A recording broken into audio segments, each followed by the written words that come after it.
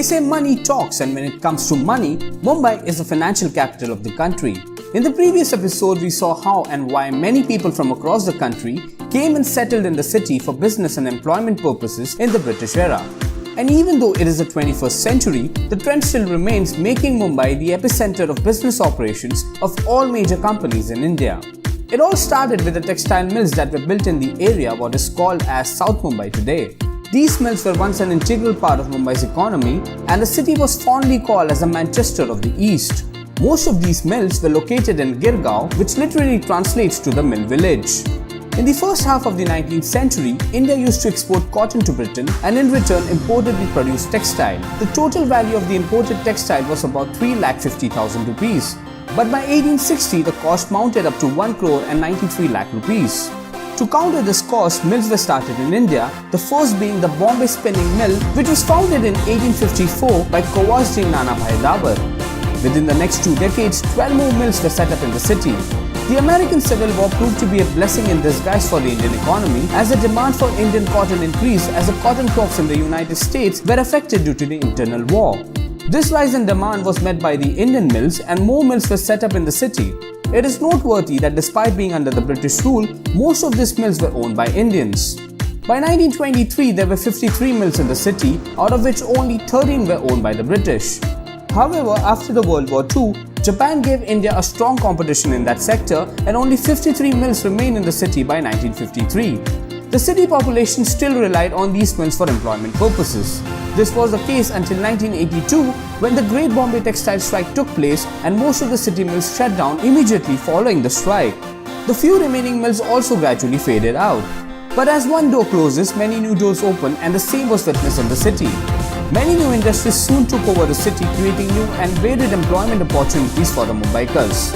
These new industries offer jobs in engineering, diamond polishing, healthcare, information technology, films and media industries. Mumbai being the financial capital that it is, both the major Indian stock exchanges, that is the BSE and NSE, are located in Mumbai. Also, the financial regulatory authorities of India like the SEBI and RBI are also headquartered in Mumbai. The city also sees a huge number of government employees, as Mumbai is the capital of the state of Maharashtra. The entertainment industry also contributes to the city's economy, as Bollywood, the world's largest film industry in terms of the films produced and number of tickets sold, is based in Mumbai. All these industries have employed people following various professions, from doctors to engineers to filmmakers to clerks. But there is another story of the Mumbai economy, which comes from the not-so-educated people who do the not-so-clean jobs. Mumbai may be the financial capital of the city, but it also houses the second largest slum in Asia, which is also the third largest slum in the entire world. Yes, I am talking about DHARAVI. And Mumbai economy cannot be completed without the contribution from the industries that come from the slum. The slum has around 5,000 businesses and 15,000 single-room factories. But there is no business in DHARAVI that is bigger than the recycling industry. A big city like Mumbai also produces big amount of waste. The industry is so big that it employs approximately 250,000 people. DHARAVI also exports a lot of goods outside India, like the leather products and accessories. The estimated turnover of this slum is around $600 per year. Today, the economy of Mumbai is over $416 billion, with the city contributing to 6.16% of the Indian economy. It also contributes to the 10% of factory employment, 30% of income tax collections, 40% of foreign trade, and a whopping amount of $10 billion in corporate taxes. With a total wealth of $950 billion, Mumbai has been ranked as the 12th richest city in the world.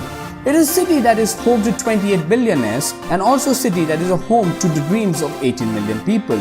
All these Mumbaikars collectively make Mumbai the city that makes the buck count.